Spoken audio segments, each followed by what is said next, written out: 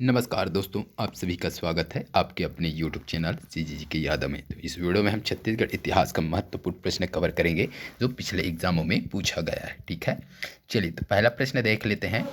प्रख्यात स्वतंत्रता संग्राम सेनानी सिंगरौल के कर्तव्य स्थल जिले को चुनिए।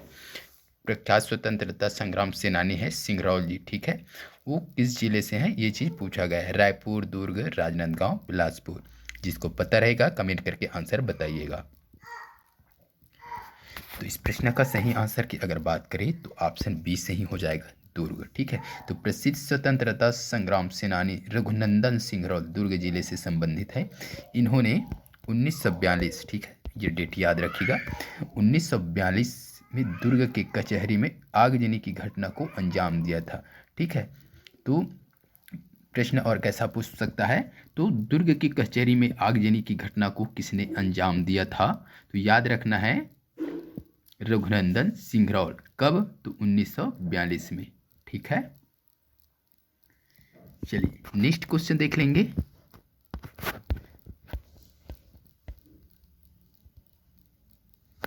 उस व्यक्ति को चुनिए जो पेशे से मूलतः वकील थे परंतु वे एक अच्छे सेवक भी थे। इनकी पुस्तक का नाम है हालैंड का इतिहास। ठीक है, तो हालैंड का इतिहास किसका पुस्तक है भाई? उसी से आपको आंसर पता चल जाएगा। पंडित लोचन प्रसाद पांडे, मुकुरधर पांडे, पंडित सुंदरलाल शर्मा, ठाकुर छेदी लाल। तो ऑप्शन को देखते ही आप सभी को आंसर पता चल गया होगा। क्या हो जाएगा सही आंसर? तो इसका सही आंसर हो जाएगा D, barrister Thakur Chhedilal barrister थे ये। ठीक है, तो इसे बैरिस्टर छेदीलाल भी कहा जाता है। तो ये एक पुस्तक लिखे हैं, उस पुस्तक का नाम क्या है? तो हालैंड का इतिहास। ठीक है, एग्जाम में सीधा सीधा प्रश्न पूछा जा सकता है, हालैंड का इतिहास नामक पुस्तक किसने लिखी है? ठीक है, तो बैरिस्टर छेदीलाल दिया रहेगा या ठाकुर छेदीलाल बैरिस्टर दिया रहेगा। ठीक है, तो बिलासपुर के बैरिस्टर ये कहाँ से संबंधित हैं? तो बिलासपुर से। ठीक है, तो बिलासपुर के बैरिस्टर छेदीलाल एक वकील हैं पेशे से। ठीक है, स्वतंत्रता संग्राम सेनानी थे। हालैंड की स्वाधीनता का इतिहास इसकी प्रमुख रचना थी, तो इसको याद रखना है। चलिए नेक्स्ट क्वेश्चन देखेंगे। भूमकाल का नेता कौन था? इंपॉर्टेंट है, भूमकाल का नेता कौन था? कालेंद्र सिंह, गुंडाधर या गुंडाधुर, सोनी मांझी, हिड़मा पेड़ा। जिसको पता है कमेंट करके आंसर बताइएगा। भूमकाल विद्रोह का नेता तो सभी को पता होगा, क्या हो जाएगा भाई भूमकाल विद्रोह का नेता? तो ऑप्शन बी हो जाएगा, गुंडाधर या गुंडाधुर। भूमकाल विद्रोह कब हुआ था एग्जाम में पूछा जाता है, तो डेट याद रखिएगा 1910। ये डेट भूलना नहीं है दोस्तों, 1910 कहाँ हुआ था कमेंट करके बताइएगा। ठीक है, नेक्स्ट क्वेश्चन देख लेंगे।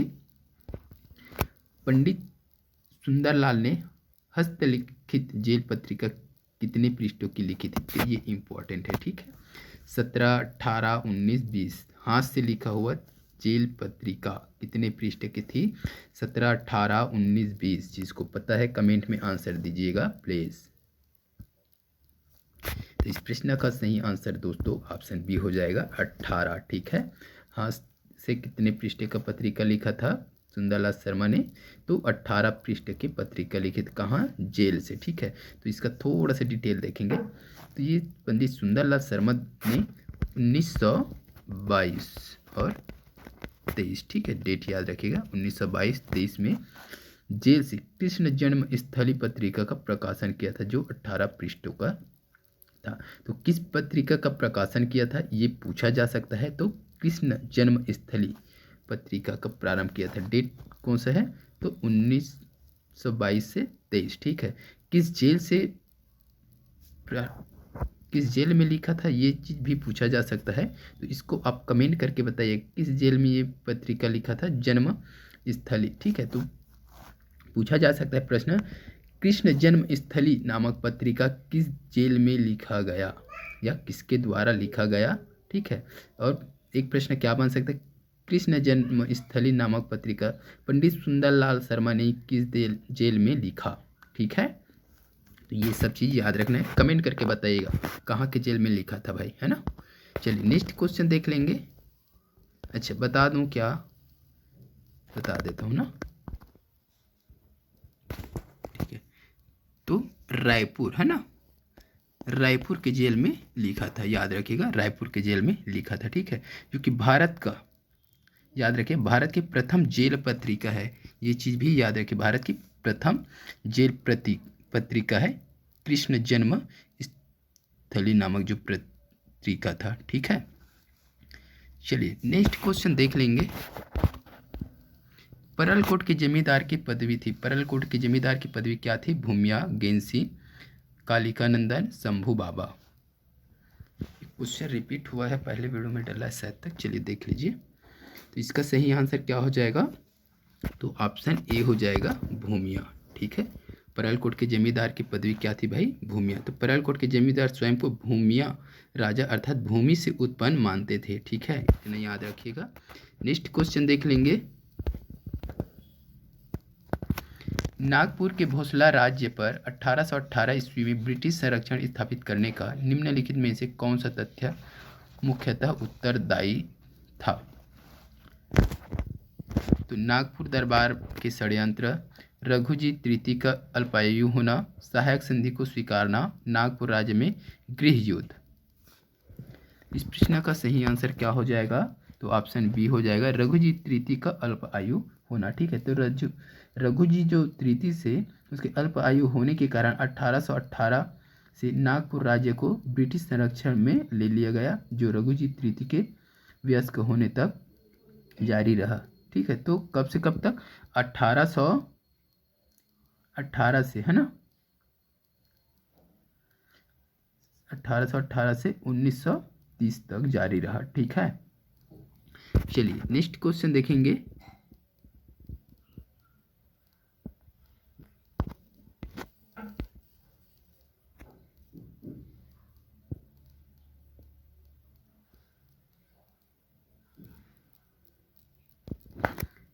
निम्न में कौन सी जोड़ी 1854 से 1861 तक छत्तीसगढ़ की प्रशासकीय इकाई एवं उसका अधिकारी सुमेलित है? तो कौन सी जोड़ी सुमेलित है उसको बताना है। दीवानी न्यायालय विल्किंसन, फौजदारी न्यायालय कैप्टन कॉटन, पुलिस अधीक्षक captain Robert, post master lieutenant Smith. कौन सा सुमेलित है उसको बताना है आपको। इसका सही आंसर क्या हो जाएगा? ऑप्शन डी हो जाएगा, पोस्ट मास्टर लेफ्टिनेंट स्मिथ, ठीक है। तो ब्रिटिश शासन द्वारा 1854 के पश्चात लेफ्टिनेंट स्मिथ को डाक विभाग का अधिकारी नियुक्त किया गया था, ठीक है। चलिए नेक्स्ट क्वेश्चन देख लेंगे। निम्नलिखित में से किस कारण से 1920 में कंडेल गांव के किसानों ने आंदोलन किया? तो कंडेल गांव में जो किसान आंदोलन हुआ था, तो क्यों आंदोलन किए थे किसान लोग, ये चीज़ पूछा गया है। भूमि कर में वृद्धि, नहर कर लगाना, नहर के उपयोग पर जुर्माना, सिंचाई कर में वृद्धि। तो इसका सही आंसर जाएगा ऑप्शन बी, सॉरी सी हो जाएगा, नहर के उपयोग पर जुर्माना, ठीक है। तो ब्रिटिश शासन द्वारा धमतरी जिले के रुद्री गांव में महानदी बांध व नहर निर्माण का जल प्राप्त करने के लिए 10 वर्ष का अनुबंध अनिवार्य किया गया। किसानों द्वारा अनुबंध करने से इनकार करने पर उन पर जल चोरी का आरोप लगाया, जिसके विरोध में कंडेल नहर सत्याग्रह किया गया, ठीक है। तो कंडेल नहर सत्याग्रह हुआ था। अब एग्जाम में पूछा जा सकता है कंडेल नहर सत्याग्रह कब हुआ? 1920, और इसी समय 20 दिसंबर 1920 को गांधी जी का पहली बार छत्तीसगढ़ आगमन हुआ था, ठीक है, ये चीज़ आपको पता ही होगा। चलिए नेक्स्ट क्वेश्चन देखेंगे। छत्तीसगढ़ के निम्नलिखित में से किस मराठा शासन ने सूबा सरकार शासन प्रणाली का सूत्रपात किया? बिम्बाजी भोसले, व्यंकोजी भोसले, चिमड़ाजी भोसले, परसोजी भोसले। इम्पोर्टेंट है भाई। तो छत्तीसगढ़ के निम्नलिखित में से किस मराठा शासन ने सूबा सरकार शासन प्रणाली का सूत्रपात किया? सूबा सरकार शासन प्रणाली का सूत्रपात किसने किया है? तो व्यंकोजी भोसले ने किया है, व्यंकोजी भोसले ने। तो दूसरे मराठा शासक थे व्यंकोजी भोसले, ठीक है, जिसकी रुचि नागपुर की राजनीति में अधिक थी, अतः उन्हें छत्तीसगढ़ में सूबेदार के माध्यम से शासन व्यवस्था का सूत्रपात किया।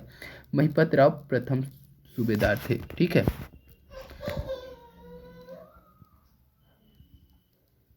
तो प्रथम सूबेदार कौन है ऐसा पूछा जाए तो महिपत राव, ठीक है, याद रखिएगा महिपत राव। उसके बाद कौन था भाई, महिपत राव के बाद कौन आया था, किसी को याद है क्या?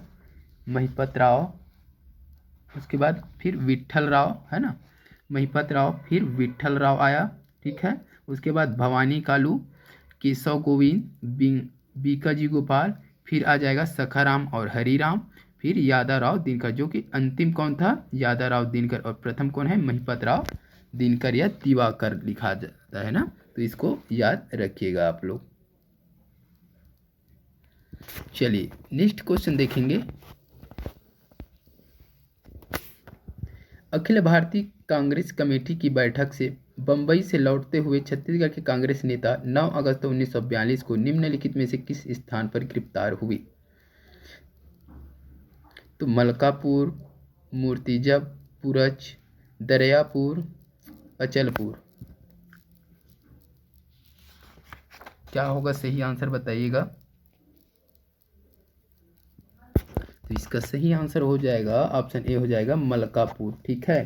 तो भारत छोड़ो आंदोलन के दौरान 9 अगस्त 1942 को बंबई अधिवेशन से वापस आने के दौरान छत्तीसगढ़ के प्रमुख नेता को मध्य प्रांत व मुंबई की सीमा पर स्थित मलकापुर नामक स्थान पर गिरफ्तार किया गया था, ठीक है। तो यहीं से कौन गिरफ्तार हुआ था, मलकापुर से भाई, पंडित सुंदरलाल शर्मा, है ना। चलिए नेक्स्ट क्वेश्चन देख लेंगे। बिलासपुर में वानर सेना के संस्थापक कौन थे? बिलासपुर में वानर सेना के संस्थापक कौन थे भाई? दिवाकर कार्लिकर, वासुदेव देवरस, क्रांति कुमार भारती, गजाधर साव। इस प्रश्न का सही आंसर हो जाएगा दोस्तों ऑप्शन बी हो जाएगा, वासुदेव देवरस हो जाएगा, ठीक है। सविनय अवज्ञा आंदोलन के दौरान बिलासपुर में वासुदेव देवरस के द्वारा वानर सेना का गठन किया गया, जबकि रायपुर में यतियतन लाल द्वारा वानर सेना का संचालन किया गया व बलीराम दुबे आजाद द्वारा इसका नेतृत्व किया गया, ठीक है। तो बिलासपुर में अगर पूछे तो वासुदेव देवरस हो जाएगा, अगर रायपुर में पूछे तो यतियतन लाल ने सेना का संस्थापन किया था, वह बलीराम दुबे आजाद द्वारा इसका नेतृत्व किया। तो रायपुर में जो वानर सेना था उसका नेतृत्व किसने किया है ये पूछे तो बलीराम दुबे हो जाएगा, और संचालन किसने किया तो यतियतन लाल, ठीक है। ये दोनों चीज को आपको याद रखना है। चलिए नेक्स्ट क्वेश्चन देख लेंगे। कौन सा गढ़ कलचुरी शासन काल में रतनपुर राज्य की इकाई नहीं थी? लाफागढ़, सोनाखान, उपरोड़ा, राजनांदगांव। रतनपुर राज्य की इकाई नहीं थी कलचुरी शासन काल में, तो इसका सही आंसर हो जाएगा राजनांदगांव, ठीक है। तो लाफागढ़, सोनागढ़, उपरोड़ा कलचुरी के शाखा थे, जबकि राजनांदगांव जो है रायपुर शाखा के अंतर्गत आता था, तो ये रायपुर शाखा में आएगा, ठीक है, न कि रतनपुर। नेक्स्ट क्वेश्चन देख लेंगे। सूरत कांग्रेस 1907 में छत्तीसगढ़ का प्रतिनिधित्व किसने किया था? तो सूरत कांग्रेस 1907 में छत्तीसगढ़ का प्रतिनिधित्व करने वाला व्यक्ति कौन है? पंडित सुंदरलाल शर्मा, पंडित रविशंकर शुक्ल, रोचन प्रसाद पांडे, श्री मेघावाले। इस प्रश्न का सही आंसर हो जाएगा पंडित सुंदरलाल शर्मा, ऑप्शन ए सही हो जाएगा, ठीक है। तो 1907 में सूरत शहर में आयोजित कांग्रेस के वार्षिक अधिवेशन में पंडित सुंदरलाल शर्मा ने छत्तीसगढ़ का प्रतिनिधित्व किया था। नेक्स्ट क्वेश्चन देखेंगे। बिलासपुर के स्वतंत्रता संग्राम सेनानी नहीं थे? बिलासपुर के स्वतंत्रता संग्राम सेनानी नहीं थे, तो कौन नहीं थे भाई? ठाकुर छेदीलाल, यदुनंदन प्रसाद श्रीवास्तव, श्री चिंतामणि ओतलवार, श्री अमरनाथ तिवारी। कौन कौन बिलासपुर से हैं भाई? छेदीलाल है, यदुनंदन प्रसाद श्रीवास्तव ये भी है, चिंतामणि ओतलवार ये भी है, तो ये अमरनाथ तिवारी हो जाएगी। ये बिलासपुर से नहीं है भाई, ये कहाँ से हैं?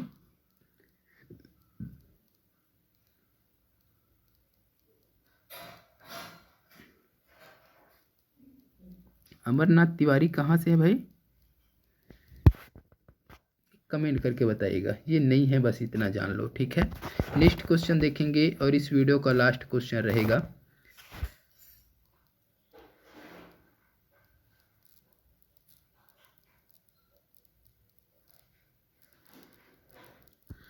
राजनांदगांव रियासत में सीपी कॉटन मिल की स्थापना के समय वहाँ के शासक कौन थे?